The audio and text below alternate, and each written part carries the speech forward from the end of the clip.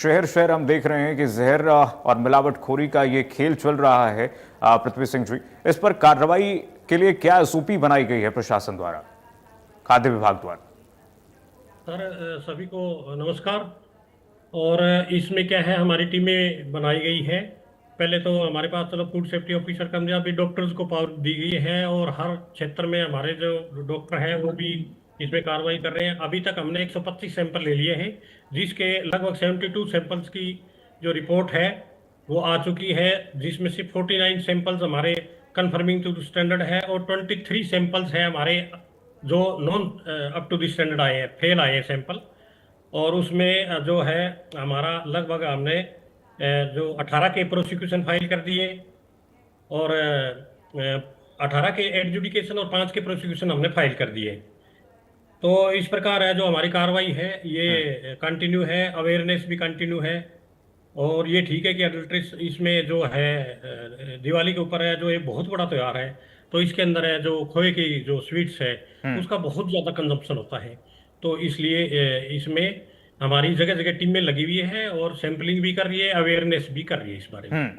अमूमन त्योहारी सीजन में देखा जाता है पृथ्वी सिंह जी की मिलावटखोरी का ये खेल और बढ़ जाता है, और नकली खोवे, पनीर, मावों का जो उपयोग है वो धड़ल्ले से होता है और लोगों को परोसा जाता है। लेकिन ऐसा नहीं है कि सिर्फ त्योहारी सीजन में ये होता है, बल्कि 365 दिन साल के ऐसा होता है। इसलिए सतत कार्रवाई इस पर बहुत जरूरी है पृथ्वी सिंह जी। बिल्कुल सर, आप सही कह रहे हो। इसके अंदर हमारा लेकिन जो गवर्नमेंट ऑफ इंडिया का एक पूरे नेशन वाइड के ऊपर हमारा प्रोग्राम चलता है एक, उसमें हमारा सर्विलेंस है, इन्फोर्समेंट है, जो ऊपर से डायरेक्शन आती है क्या सर्विलेंस होना है, मसाले का होना है, स्वीट्स का होना है, खोए का होना है, या मिल्क प्रोडक्ट्स का, मिल्क का किसी भी प्रकार का है, ऊपर से डायरेक्शन आती है। पूरे देश में एक ही टाइप का जो है जो ड्राइव चलता रहता है और पूरे साल चलता रहता है, और एक्शन भी उस पर चलते रहते हैं। ऐसे नहीं है कि सिर्फ हम दिवाली पर ही काम करते हैं। हाँ ठीक है, दिवाली पर थोड़ी टीमें हम बढ़ा देते हैं। और उसके ऊपर है जो इसमें क्या है, टोटल ये जो सेक्टर है वो अनऑर्गेनाइज सेक्टर है। इसमें जो दिवाली के ऊपर है, कोई भी आदमी अपने घर में ही खोया बनाना शुरू कर देता है, जिसके अंदर है जो मिल्क फैट निकाल के उसके अंदर है रिफाइंड डाल के, और उसमें ज्यादातर जो अडल्ट्रेशन है इसकी रिफाइंड की होती है। जो मिल्क फैट एनिमल फैट है उसको रिप्लेस कर दिया जाता है वेजिटेबल फैट से।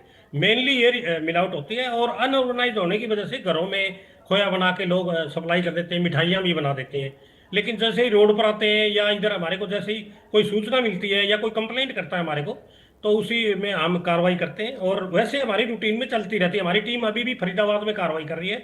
अभी थोड़ी कल है हमने 100 किलो मिठाई है डिस्ट्रॉय कराई थी खोया, कृष्णा कॉलोनी में। और अभी एक है वहाँ चाचा चौक पर भी हमने डिस्ट्रॉय करा है, बहुत बल्क लेवल के ऊपर।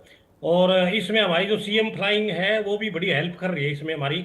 वो हमारे को जो भी जो इस प्रकार की है तो क्यों के मेन पावर का जो है वो पूरा करते हैं, और हम कार्रवाई हमारी जारी रहती है इस पर। अच्छा सर, इसमें सवाल अब ये महत्वपूर्ण है कि मान लीजिए कोई आम आदमी आ, खरीद लेता है किसी मिलावट वस्तु को, तो वो पहचानेगा कैसे कि मिलावटखोरी की गई है? खाद्य विभाग के पास तो टीम है, जानकारी है, तो वो जल्दी समझ में आ जाता है। आम आदमी कैसे पहचाने कि मिलावटखोरी हुई है? जो चीज वो खा रहे हैं, उनके पेट तक जा रही है, वो कैसे पहचाने कि इसमें मिलावटखोरी की गई है? पनीर में मिलावट है, मिठाइयों में मिलावट है, एडल्ट्रेशन वाला खोआ है, मावा है।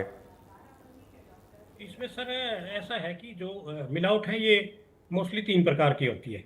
जी। तो पहली तो जो जैसे कोई फिजिकल हजार्ड है, तो फिजिकल कोई चीज उसमें डाल डाल देते हैं तो वो दिखती है सामने। जैसे मिठाई के अंदर रंग डाला है तो रंग आपको नजर आएगा कितना रंग डाला है। 100 पीएम कलर ही अलाउड है मिठाई के अंदर।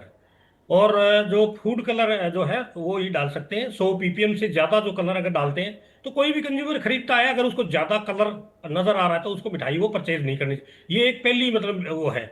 उसके अंदर सामने से देखा फंगस लगी हो सकती है उसके ऊपर। जैसे पुरानी मिठाई होगी तो हरे रंग की उसके ऊपर जो फंगस लग जाएगी, तो वो भी आप कंज्यूमर उसको देख सकता है। और उसके बाद में उसके टेस्ट से देख सकता है। और दूसरा है तो अपने बायोलॉजिकल जो जिसके अंदर जो काफी पुरानी है तो बैक्टीरियल ग्रोथ हो जाती है, तो उसमें वो भी एक टाइप की मिलावट है। तो उससे तो बैक्टीरियल से तो टेस्टिंग से ही पता लगता है, लेकिन टेस्ट से काफी पता लग जाता है। हम्म। हमारी जो जीभ है वो एक लैब ही है समझ लो। तो अच्छा सर, उसका अब इसमें फिजिकल देख के आप देख जी सकते हो कि इसमें ये मिलावट हो सकती है। ठीक है सर, अगर अब कानूनी पहलू पर अगर हम चर्चा करें तो खाद्य सुरक्षा क्या कहता है, क्या है प्रावधान सजा का जो मिलावटखोरी कर रहे हैं, जो दुकानदार व्यापारी मिलावटखोरी करके धड़ल्ले से लोगों को जहर परोस रहे हैं, खाद्य सुरक्षा विभाग क्या कहता है मिलावटखोरी के खिलाफ? सर ऐसा है कि इसमें जो ज्यादा हम यही कहेंगे कि भी आप जो है जितने भी कंज्यूमर हैं वो अवेयर रहे इसके बारे में, रंगों रंगों से अवेयर रहे। प्रॉपरली स्टोरेज नहीं है, मान लो कोई जो जैसे ये जो मिठाई है इसको प्रॉपर टेम्परेचर पर रखी हुई एक नहीं है, दुकानदार आपको कैसे दे रहा है, किस रूप में दे रहा है, या इसके अंदर बड़े त्योहार के अंदर रोड के ऊपर दुकानें खुल जाती है और आमतौर पर वो बेच के हैं, अनजान लोग हैं वो चले जाते हैं, तो उनसे आप उनसे ज्यादा ध्यान देने की, जो ढक्के भी नहीं रखते हैं, स्टॉल लगा लेते हैं बड़े बड़े, उसमें मिठाई बेचते हैं, तो कंज्यूमर को हम यही कहेंगे कि उनसे आप बजाय खरीदने की, जो कभी भी मिठाई की दुकान खोल के बैठ जाते हैं, तो वहाँ ज्यादा चांस है, क्योंकि वहाँ ना लाइट होती है ना कोई सफाई होती है, उनका कवर्ड नहीं होती है, और उसको डिस्प्ले कर देते हैं बहुत बड़े लेवल पर, बहुत ज्यादा रंग डाल डाल के, तो उनसे तो आप बचें।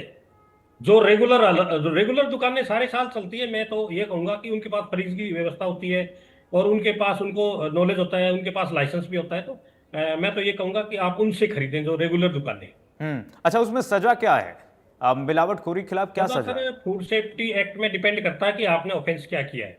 हम्म। अगर आपने जैसे दूध में पानी मिलाया है तो उसमें आपका फाइन होता है 5 लाख रुपए तक।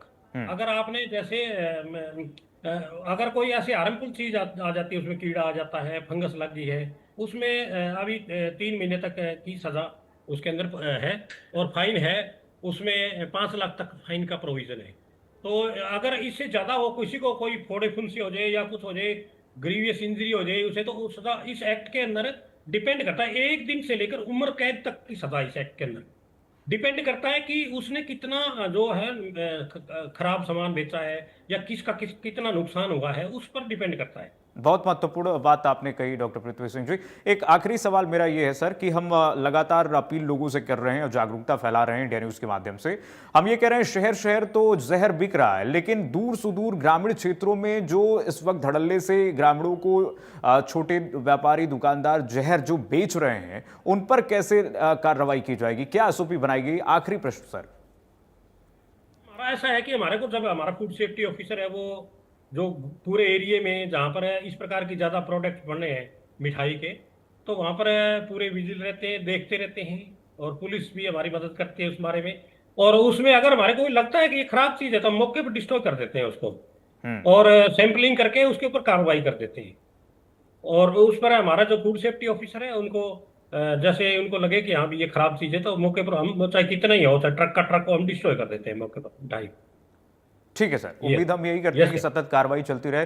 डॉक्टर पृथ्वी सिंह जी, डीओ खाद्य सुरक्षा विभाग, बहुत शुक्रिया आपका इंडिया न्यूज पर दर्शकों को अपील करने के लिए, और आपने जागरूक भी किया। और खाद्य सुरक्षा विभाग अलर्ट मोड पर है, साथ ही साथ सीएम फ्लाइंग टीम भी इस वक्त सतत निगरानी रखे हुए कार्रवाई